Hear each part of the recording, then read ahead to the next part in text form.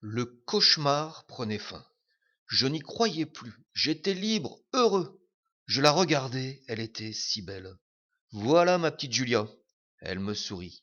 Elle défit la culotte sous la redingote, puis la jeta dans une poubelle publique. Celle-ci émit un grondement sourd, quelques minutes, le temps de séparer tous les matériaux du déchet et de les recycler. Elle était sous le manteau complètement nue. Je lui dis: si tu veux, on pourrait se revoir de temps en temps. Elle mit sa main sur ma joue tendrement. Non, je crois qu'il vaut mieux pour nous deux que nous en restions là. Ce n'est pas ce que tu crois, ne t'inquiète pas, notre relation ne serait que sexuelle. J'aime beaucoup trop ma femme pour en aimer une autre. Mais réfléchis, j'ai le grand avantage de connaître tes fantasmes. Je pourrais, si tu le désires, te traiter comme un robot. Tu y trouverais ton compte et moi aussi. Tu n'as rien compris, mon pauvre Bruno. Ce qui m'excite dans ces relations, ce n'est pas d'être traité comme un robot, c'est que mon partenaire pense que je suis un robot. Tu es une drôle de femme. Tu es un drôle d'homme. Évidemment. Alors, c'est un adieu? Oui. Elle sembla réfléchir, puis me dit: Bruno, oui, tu voudrais bien, s'il te plaît, me toucher les fesses une dernière fois avec, avec les deux mains. Demandé si gentiment, qui pourrait refuser? J'enlevai mon bras de la manche et docilement je lui obéis. Elle me regarda, nous échangeâmes un long et profond baiser passionné. Puis elle s'enveloppa dans cette grande redingote et s'éloigna de moi pour toujours. Quelle femme étrange. Une exception à ma théorie sur le sexe. Il y en avait toujours, forcément. Après une journée comme ça, j'avais besoin de prendre du recul, de souffler un peu. C'est ce que je fis. J'étais assis sur un banc public, toujours aux alentours de l'abbaye Sainte-Marie, plongé dans mes pensées, lorsque je les vis arriver. Faut dire qu'ils ne passaient pas inaperçus. Un drôle de couple que ces deux-là. De loin, je voyais une femme vêtue d'un grand manteau. Sur sa gauche, dans le même manteau, se déplaçait un individu en marche arrière. Ils avaient tous les deux le bras droit dans une des manches de leurs vêtements. Le tandem progressait difficilement en direction de l'abbaye. De près, c'était encore plus surprenant. Cette femme n'était autre que Anne, l'amour de ma vie. Je m'approchai d'elle. Mon amour, que fais-tu là? Non, ce n'est pas possible. Tu es en séminaire en Belgique. Je ne comprends pas. Sur le coup, elle fut trop surprise pour répondre. Pris d'un doute affreux, je fis le tour du grand manteau et tombai nez à nez avec son patron. La colère m'envahit. J'ouvris brutalement le manteau et ce que je vis me provoqua un choc électrique dans tout le corps. Il portait une culotte à gadget sensoriel qui clignotait de mille lumières. Devant, par une petite trappe, une délicate main que je connaissais trop bien était prisonnière. Vous n'êtes qu'un vil personnage, un horrible mal lubrique, un satyre, un bouc répugnant.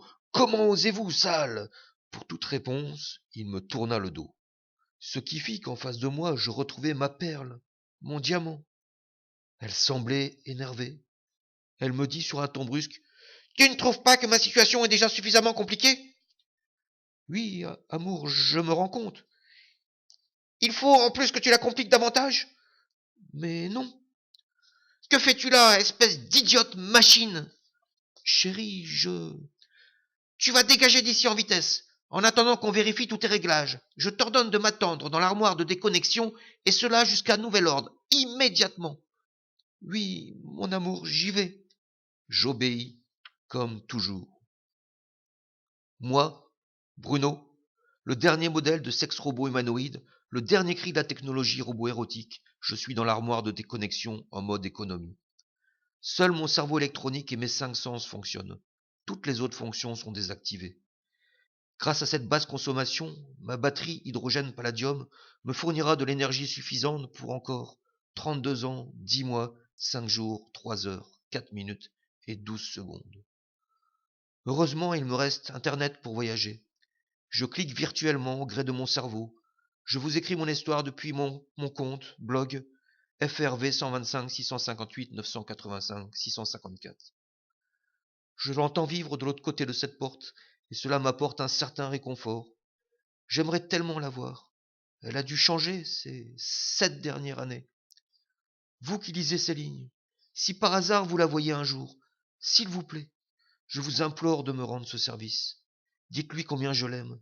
Dites-lui combien elle me manque. Combien je souffre quand je l'entends chanter et que je ne peux pas l'applaudir. Combien ma douleur est grande quand elle se frotte à ma porte par inadvertance.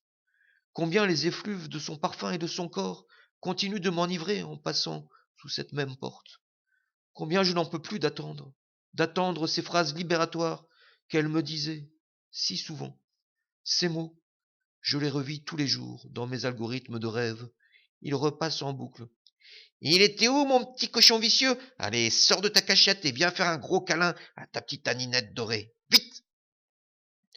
Dites-lui qu'elle est et restera pour toujours l'amour de ma vie.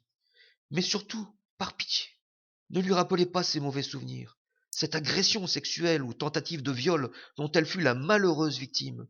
Ne lui parlez pas de ce monstre, cet horrible patron qui a dû la faire chanter puis la violenter. Je la connais, elle est si fragile. C'est un être délicat, d'une trop grande sensibilité. Cela lui ferait de la peine. Non, je vous en supplie, épargnez-la. Une dernière chose, ne lui parlez pas de mon aventure avec Julia. Elle ne comprendrait pas. Elle est si pure, mon amour.